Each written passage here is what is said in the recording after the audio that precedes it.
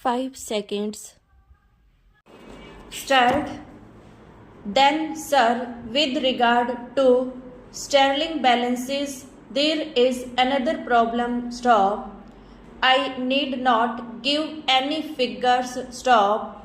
But I only submit to the House that I do not think that it is essential to tie the Indian rupee to the sterling, nor do we require any currency reserve of that kind. Stop. Mr. V.K. R.V. Rao, the Vice Chancellor of the Delhi University, I am told, has expressed the same view. Stop.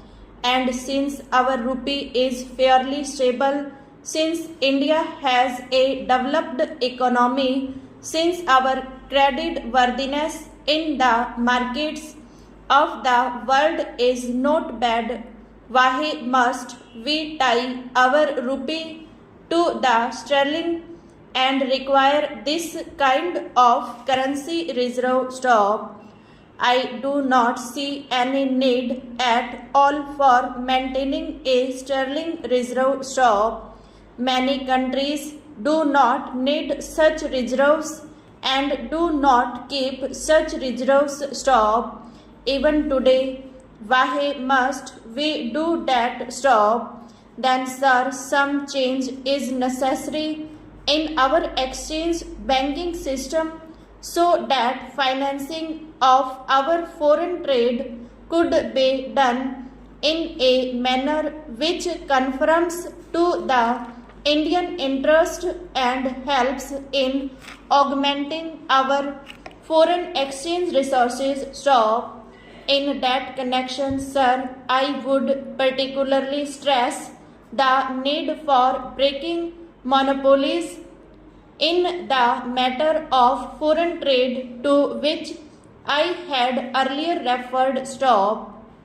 Today it is essential for tourism to give proper direction to our trade, to change its pattern and to adjust our trade according to the needs and the requirements of our economy. Stop.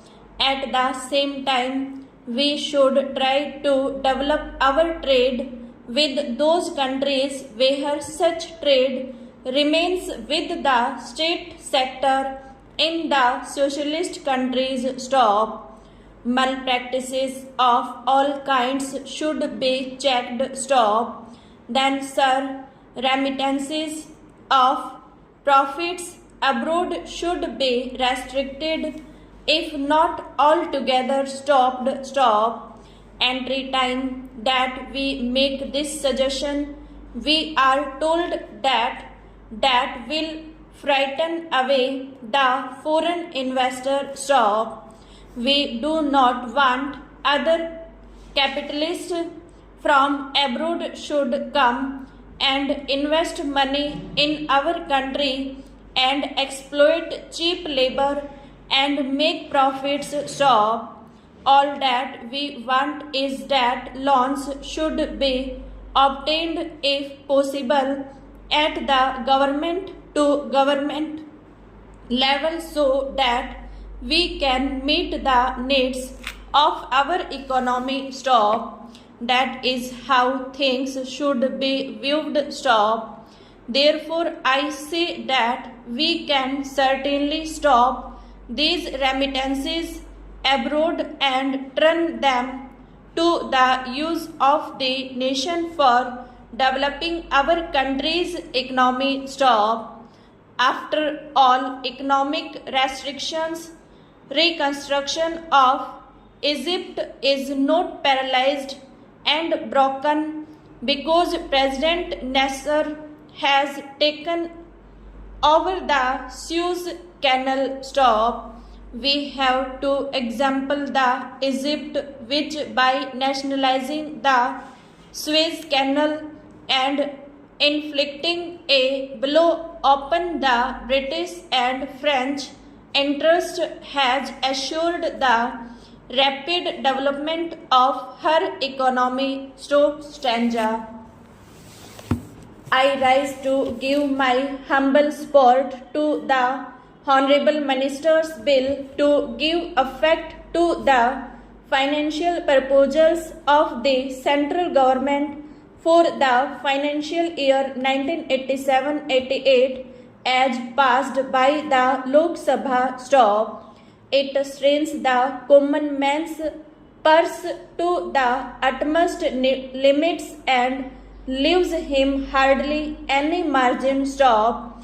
But generally speaking, as a people, we have agreed to suffer and sacrifice for the sake of the nation's future stop. Its future, we all know, depends upon the success of the 7th 5-year plan, and recognizing this, we would ask that the government does not extend any quarter to any question of pruning the plan or lowering our targets in any direction stop. Whatever is necessary should be done to curtail stop our imports to the minimum, to increase our exports to the maximum, put an end to corruption and curb all anti-social elements stop. If the people are asked to pay, they have certainly the right to ask of the government that they should see that every paisa they are going to pay is utilized carefully, creatively and productively stop. One cannot, it is obvious, respond to all questions that the finance bill raises in one's mind stop. I would therefore be content to refer to a few points in respect of two ministries alone, the Ministry of Human Resources Development and the Ministry of Information and Broadcasting stop. I don't see any of the representatives of these two ministries on the treasury benches, but I hope my comments and suggestions will be passed on to them stop. First, I would take the Ministry of Human Resource Development. I know I would be told at the very outset that education is a transport subject and the main responsibility lies with the states stop.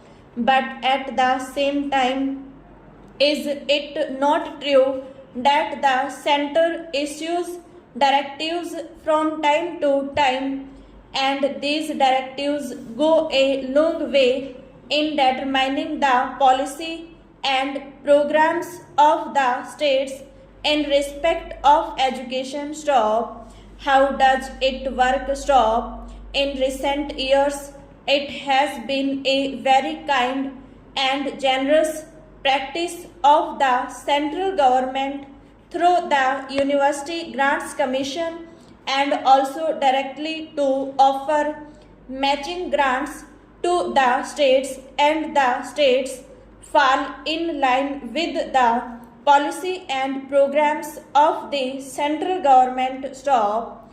In respect of the reports of the commissions, the state governments have to fall in line stop.